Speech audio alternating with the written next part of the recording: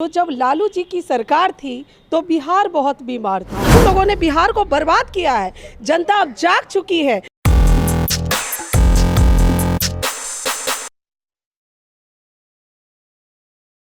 आप हैं निष्कर्ष भारत के साथ और मैं हूं मनोज चतुर्वेदी। प्रधानमंत्री कल भागलपुर आ रहे हैं, किसानों को 19वीं किस्त जारी करेंगे, लेकिन इसी बीच लालू यादव ने एक ट्वीट किया है और वीडियो के साथ ट्वीट किया है कि यदि हमारी सरकार आती है तो 2025 में यदि हमारी सरकार आ जाती है तो हम पलायन बिहार से रोक देंगे।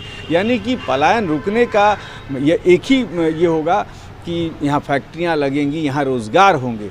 और इसी पर हम बात करेंगे। हमारे साथ भाजपा की प्रदेश की प्रवक्ता हैं अनामिका पासवान। अनामिका जी, रोक देंगे पूरा पलायन अब?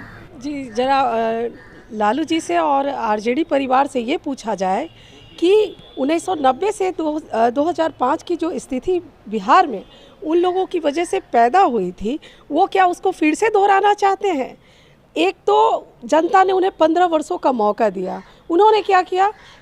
अगर हम देखें तो जब लालू जी की सरकार थी तो बिहार बहुत बीमार था।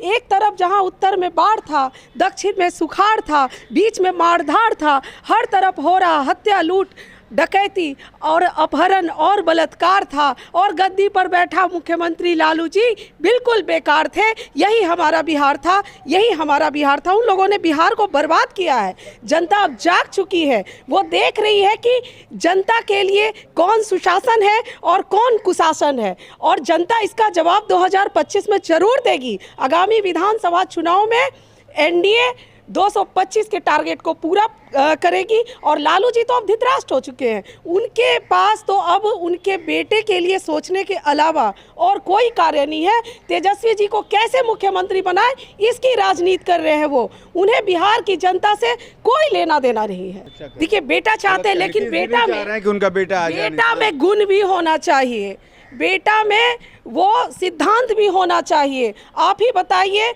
जहाँ आप एक चपरासी की जब बहाली होती है तो 10th और इंटर आप खोजते हैं, वो 9वीं फेल है, वो क्या बिहार को चलाएंगे? अगर वैसे लोग बिहार की गद्दी पर बैठेंगे तो बिहार के जो पढ़े लिखे युवा हैं, जिन्होंने इंजीनियरिंग की है, वकालत की है, डॉक्टरी की है, वो लोग क्या करेंगे? क्या राजनीति पे एक ही व्यक्ति का अधिकार है? क्या यह राजतंत्र है? यह लोकतंत्र नहीं है। अगर लालू जी कह रहे हैं कि पीढ़ी दर पीढ़ी उन्हीं के बच्चे रहेंगे, या कांग्रेस कह रही है कि पीढ़ी दर पीढ़ी उन्हीं के घर के लोग रहेंगे, तो यह राजतंत्र का परिचायक है। यहाँ पर लोकतंत्र की मृत्यु हो रही है।